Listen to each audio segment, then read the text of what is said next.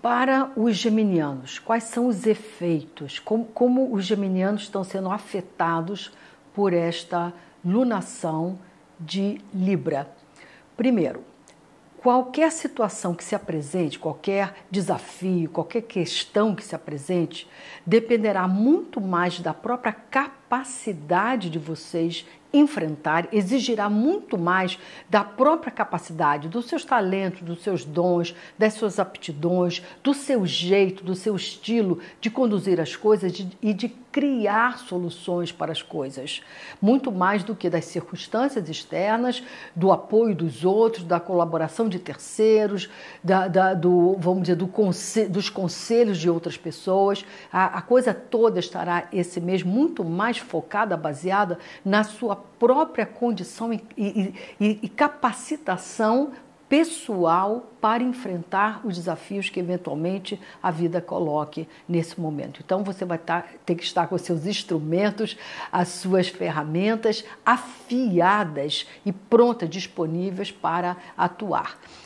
Não imite os outros, não se compare com os outros, não se relativize em relação aos outros. Fulano consegue, eu não consigo, fulano faz assim, eu não faço assado. Concentre-se na sua maneira pessoal, criativa, original, autoral, própria, de conduzir a sua própria vida, as suas questões, que isso vai dar muito mais certo.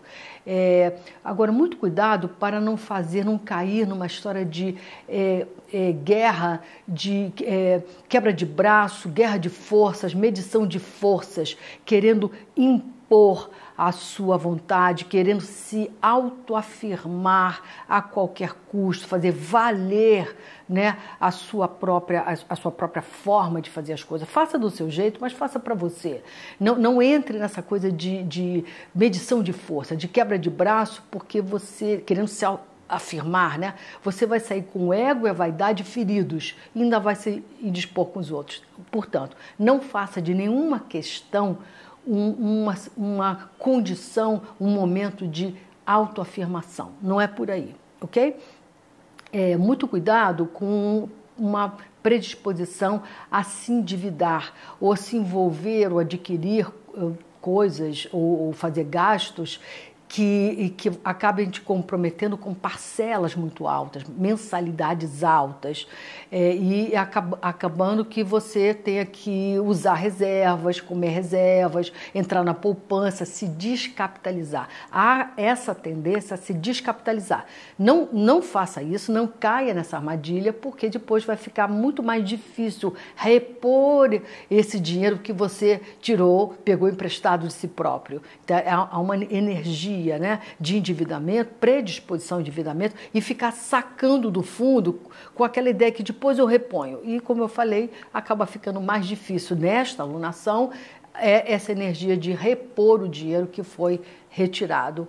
E muita habilidade, muito cuidado, muito jogo de cintura, se chegar em algum momento, alguma situação, onde você tenha que fazer alguma divisão de gastos, custos, rendimentos com outra pessoa. Tipo, você tem algum tipo de despesa, ou gastos, ou receita, ou rendimento, que você tem uma parte de gasto e a outra pessoa tem a outra parte. Você tem uma parte de ganhos, a outra pessoa tem uma parte de ganhos. Essa proporcionalidade, essa discussão em torno do que é de um, que o outro tem que pagar, o outro tem que receber, está um pouco mais tensionada. E muito facilmente essa situação transborda e inflama. Então seja muito criterioso, muito hábil na condução das partilhas de gastos e ganhos. Na vida afetiva tem um detalhe bastante interessante. Há uma predisposição nesse período a recuar um pouco na convivência, ter menos oportunidades ou menos convívio diário, cotidiano, ter menos momentos de encontros assíduos, né? Como se estivesse quebrando um pouco o hábito, os encontros habituais, né? A assiduidade dos encontros nos relacionamentos, a rotina dos encontros. E esse recuo, essa quebra de rotina pode dar uma esfriada, uma afastada, uma desacelerada na afetividade, justamente porque está faltando esse convívio mais assíduo.